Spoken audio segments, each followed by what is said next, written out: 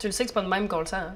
Ah, mais je pense que j'ai besoin de lunettes. Tu vois plus de proche, quoi. Non, c'est pas ça, je trouve, je vois flou. Ben oui, c'est parce que la bouteille est à moitié puis il est même pas midi, Manoir. Ah, merci, tu me rassures.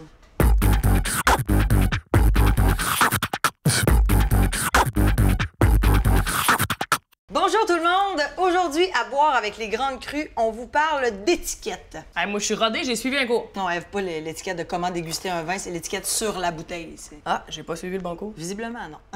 Bon, là, vous aurez compris qu'on n'est pas ici pour vous apprendre comment tenir la coupe avec le petit doigt levé puis vous mettre la fourchette à la table. Non, c'est ça. Parce que nous autres, quand il est question de décorum à respecter, c'est pas mal le moment qu'on choisit pour faire des pets de dessous de bras puis chanter des chansons grivoises. Tu sais, moi, la serviette de table, je sais pas comment la plier adéquatement, mais je sais comment me la mettre dans la brassière pour me jacker le balcon d'en haut, alors.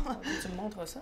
Bon, alors, il y en a pour qui l'étiquette sur la bouteille, là, c'est bien important. Ah, personnellement, nous autres, c'est ce qu'il y a dedans, mais bon. Ben, en même temps, si tu me dis que l'étiquette est 12,5 d'alcool, je te mâche le goulot sans attendre. Hein? T'en viens-tu? Une dernière étiquette, puis j'arrive. Ah, petite étiquette de route, puis go. Dans le fond, ce qu'on veut dire, c'est vire pas fou avec le design de ton étiquette. Mais non, t'es pas obligé d'exposer ta bouteille au musée d'art contemporain, là. Non, nous autres, on va l'exposer dans notre bac de récup. Il y a plusieurs infos que tu peux retrouver sur l'endos de la bouteille. Ouais, ils te disent toujours ce que c'est supposé goûter. Tu sais, comme là, tu vois, romarin, ouais, terreux, robuste, fruits exotiques, tabac. C'est bol, ça ratisse large. T'es sûr que c'est pas une recette de salade que tu lis là? Lilas, oui, il y en a aussi du lilas.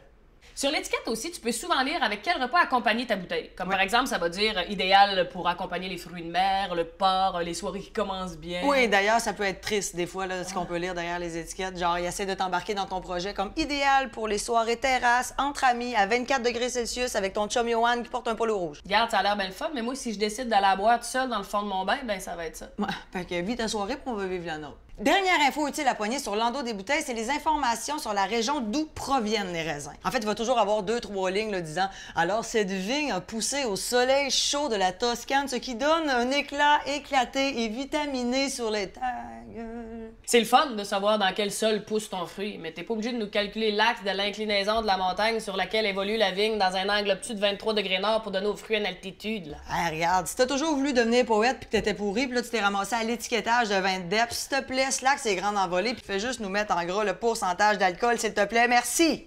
Ben écoute, c'était tout pour nous, hein? On a fait le tour de l'étiquette, comme on dit. Absolument, puis on va se le dire, une étiquette, c'est bien pratique dans le cou d'un t-shirt pour savoir comment le laver, mais sur une bouteille, c'est tel que tel. Bah, regarde, hey, que ton étiquette soit funky ou pas, on va boire la bouteille pareil. Voilà. Je me garde toujours une bouteille à côté de mon lit, moi. Hi, fais attention, non? C'est un comportement d'alcoolique, ça. Non, non, comme lecture de chevet, je pense. Ah, ben oui, je comprends.